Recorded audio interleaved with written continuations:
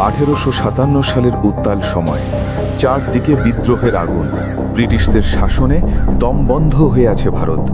ঝাঁসির রাজপ্রাসাদে দাঁড়িয়ে আছেন এক নারী। তিনি শুধু রানী নন, তিনি এক যোদ্ধা, রানী লক্ষ্মীবাই। স্বামী মারা গেছেন, ব্রিটিশরা তার রাজ্য কেড়ে নিতে চায়, কিন্তু তিনি হার মানার মানুষ নন।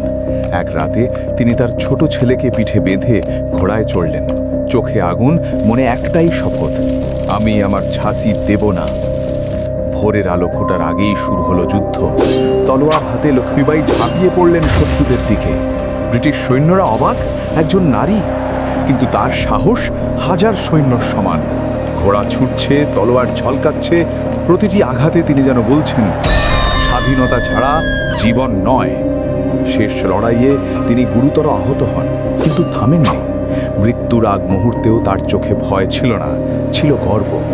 কারণ তিনি জানতেন তিনি হারেননি, তিনি ইতিহাস তৈরি করেছেন। আজও তার গল্প আমাদের শেখায়, সাহস মানে ভয় না পাওয়া নয়, ভয়কে জয় করা। ঝাঁসির রানী লক্ষ্মীবাই, এক নাম, এক অনুপ্রেরণা।